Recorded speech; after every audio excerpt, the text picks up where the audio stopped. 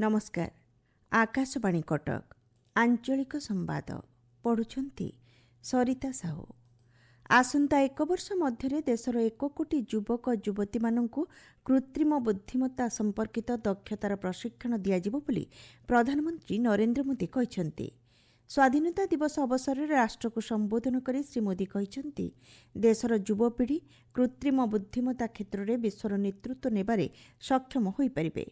प्रधानमंत्री यह अवसर में देश में विभिन्न परीक्षा पई प्रस्तुति करुथिबा युववर्गों पई निःशुल्क ऑनलाइन कोचिंग संपर्क में मध्य घोषणा करिसेंती।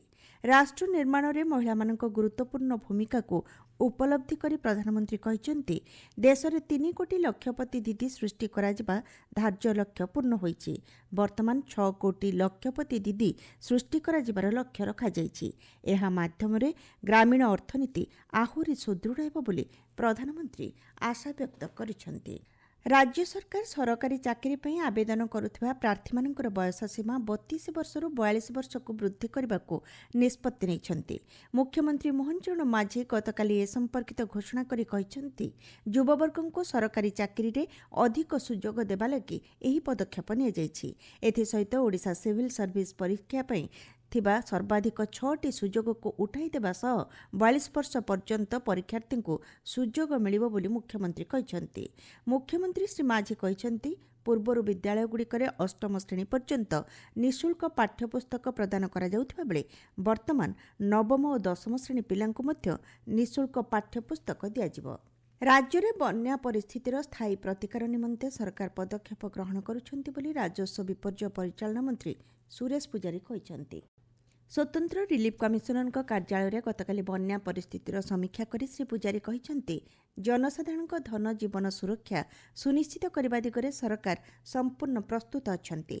सांप्रतिक बन्या जोगु 6टी जिल्लार 2,70,000 ऊर्ध्व लोक प्रभावित होइछंती। जिला जरूरीकालीन परिचालना केन्द्र सह समन्वय रक्षा करी परिस्थिति उपरे तीक्ष्ण नजर रखा जाइछि। वर्तमान सुद्धा 95,000 ऊर्ध्व लोकों को स्थानांतर करा जाई 226टी आश्रयस्थली रखा जाइछि। प्रभावित अंचल में मागणा रंधा खाद्य सह रिलीफ सामग्री जोगाई दिया जाउछि बोली मंत्री श्री पूजारी कहिसंती। बैठक पर गणमाध्यम को सूचना दे विपर्यय परिचालना मंत्री श्री पूजारी कहिसंती बात्या बन्या और प्राकृतिक दुर्विपाकर आगुआ सूचना पई अधिक डप्लर राडार व्यवस्था करा जिवो।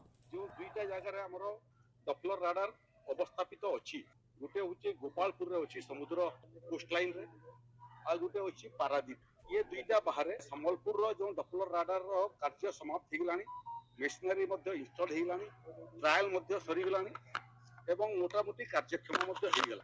संबलपुर रो जो डप्लर राडार एटा केवल ओडिशा नुहे ओडिशा संगरे संगरे छत्तीसगढ़ एवं झारखंड को मध्ये पानीपाग पूर्व अनुमान लगेबारे सहायक। राज्य पुलिस महानिर्देशक जोगेश बहादुर खुरानिया आज कार्यरू अवसर नेबे। राज्य सरकार पुलिस महानिर्देशक चयन मामला सुप्रीमकोर्ट विचाराधीन थिबारु क्राइमब्रांच महानिर्देशक विनय दास मिश्र को सरकार अस्थायी भावे पुलिस महानिर्देशक पद तुलाइबा पई दायित्व दैछंती। श्री मिश्र आज दायित्व नेबे बोली जणा पड़िछि। भद्रक जिला धामनगर पंचायत समिति कार्यालय में बन्या परिस्थिति संपर्कित समीक्षा बैठक अनुष्ठित हो जाइछि।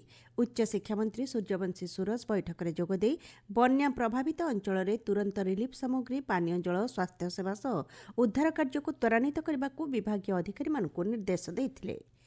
मुख्यमंत्री जन अभियोग शुणाणी आसंताकाली बंद रहिबो। मुख्यमंत्री केतेक गुरुत्वपूर्ण कार्य थिबारु जन शुणाणी को स्थगित रखा जाइछि। परवर्ती अभियोग शुणाणी गणमाध्यम द्वारा जणाई दियाजिबो बोली साधारण अभियोग और साधारण प्रशासन विभाग पक्षरु कहा जाइछि। केन्द्रापड़ा जिला मार्साघाई ब्लॉक करिलोपाटना ठारे तिरंगा शोभायात्रा और देशात्मबोधक सांस्कृतिक कार्यक्रम अनुष्ठित हो जाइछि। स्वाधीनता संग्रामी मानक अवदान को सम्मान जणाई शोभायात्रा विभिन्न ब्लॉक परिक्रमा करथिला। कार्यक्रम में सांसद बैजयंत पंडा समेत विशिष्ट व्यक्ति माने जोग दैथिले। उत्तर पश्चिम बंगोपसागर उपरे आउ एक घूर्णिबलय सक्रिय होइछि। एहा आसंता 24 घंटा मध्य लघुचापरे परिणत हेबार संभावना रहिछि। आंचलिक पाणीपाग विज्ञान केन्द्रर सूचना अनुसार घूर्णिबलयर प्रभाव में राज्य में वर्षा लागि रहिबो। एथिपई समस्त जिल्ला को सतर्क सूचना जारी करा जाइछि। अन्यपक्षे लगाण वर्षा जोगु विभिन्न नदीर जलस्तर वृद्धि पाइबारे लागिछि। बालेश्वर सुवर्णरेखा नदीर जलस्तर विपद संकेत उपरे प्रवाहित हेउछि।